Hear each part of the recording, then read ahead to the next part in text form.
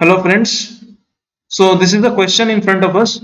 Pipe A can fill an empty tank in 6 hours and pipe B in 8 hours. If both the pipes are opened and after 2 hours pipe A is closed, how much time B will take to fill the tank? इसमें ये कहा जा रहा है कि जो pipe A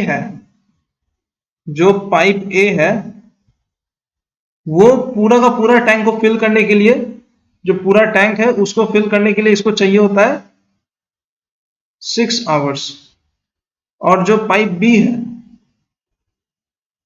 उसको tank को फिल करने के लिए चाहिए होता है 8 आवर्स। यदि हम दोनों पाइप ए और बी दोनों को हम ओपन करके रखते हैं, पाइप ए और बी दोनों को हम ओपन करके रखते हैं तो और 2 घंटे के बाद में पाइप ए को हम क्लोज कर देते हैं तो सिर्फ जो पाइप बी है वो कितना समय में पूरे टैंक को फिल कर देगा, इस क्वेश्चन को हम लोग को सॉल्व करना है। तो देखते हैं ये कैसे सॉल्व हो सकता है। तो क्वेश्चन में जैसे दिया गया है,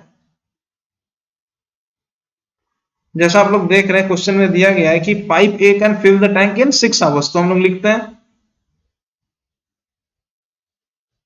pipe A it can fill in 6 hours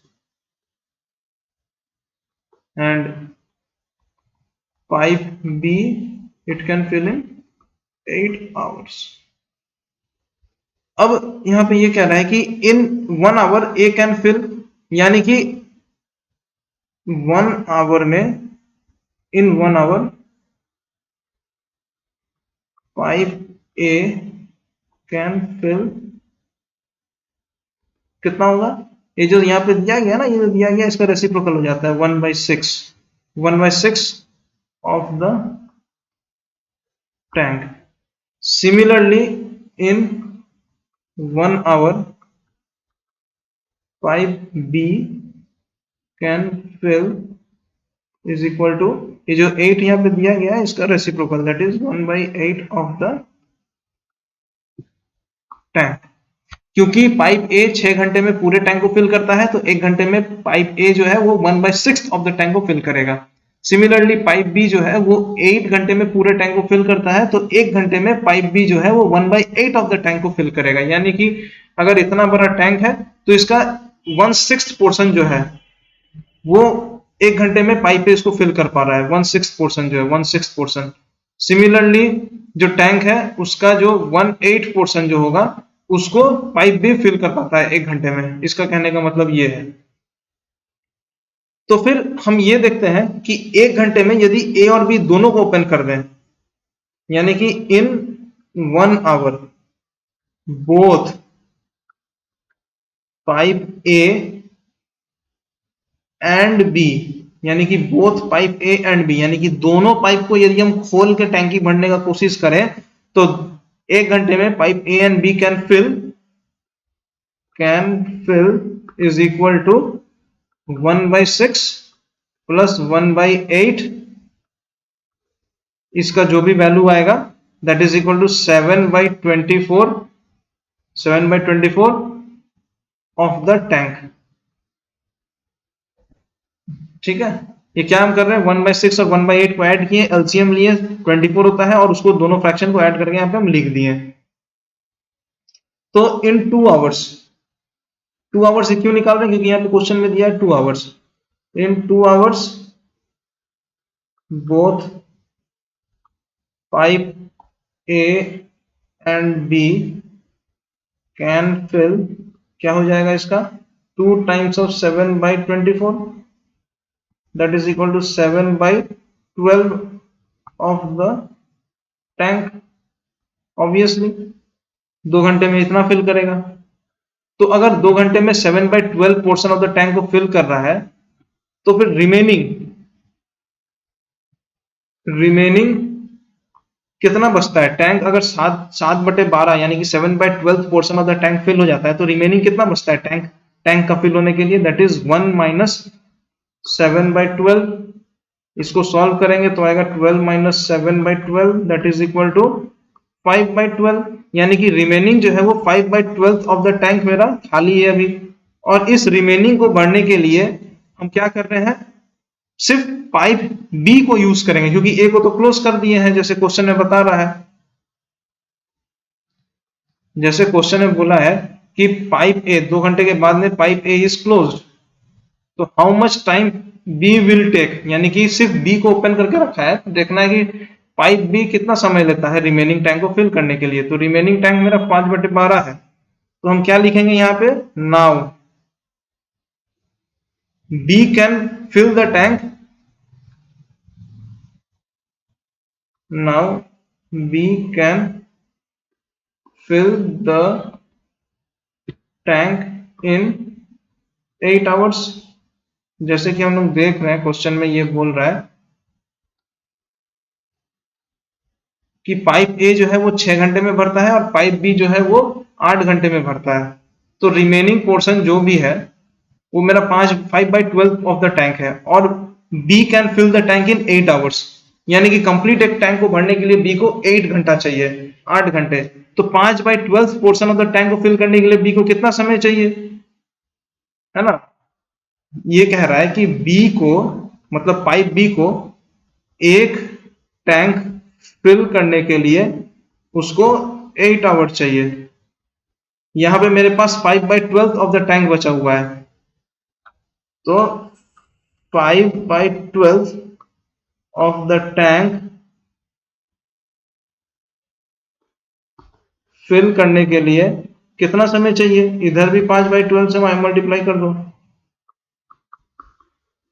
2 4 are 8, 2 6 are 12, 2 2 are 4, 2 3 are 6, तो कितना हो जाएगा 10/3।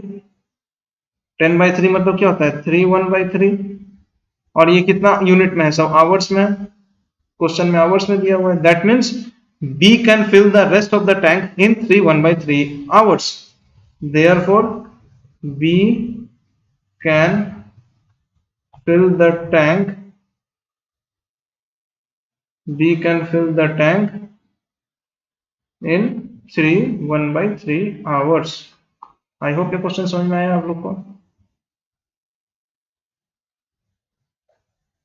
पाइप ए जो है कैसे इसको समझना है देखते हैं, फिर से समझते हैं इसको। क्वेश्चन ये बोला है कि पाइप ए जो है वो खाली टैंक को, यानी कि एम्प्टी टैंक को 6 आवर्स में फिल कर देता है।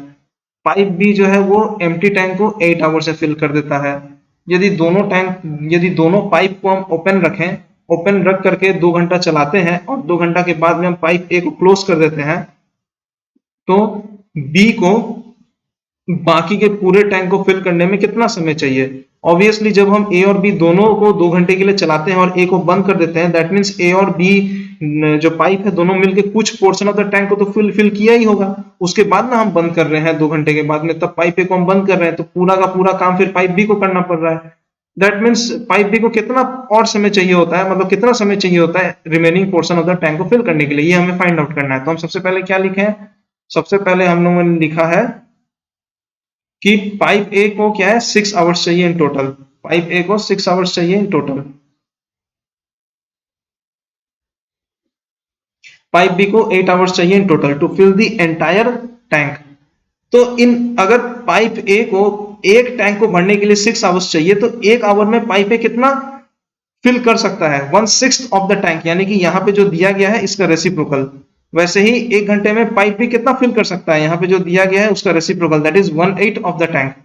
तो 1 घंटे में दोनों पाइप ए एंड बी दोनों मिलकर कितना फिल कर सकता है, वो हो जाएगा इसका एडिशन और इसका एडिशन, क्योंकि ये ए का इंडिविजुअल है, ये ए का इंडिविजुअल है, ये बी का इंडिविजुअल है, तो दोनों को ऐड कर देंगे, that is 1/6 plus 1/8 that is equal to 7/24 of the tank. यानी कि 1 घंटे में ए और बी को दोनों को अगर हम ओपन करते हैं तो 7/24 ऑफ द टैंक वो फिल कर सकता है, 7/24 पोर्शन ऑफ द टैंक वो फिल कर सकता है।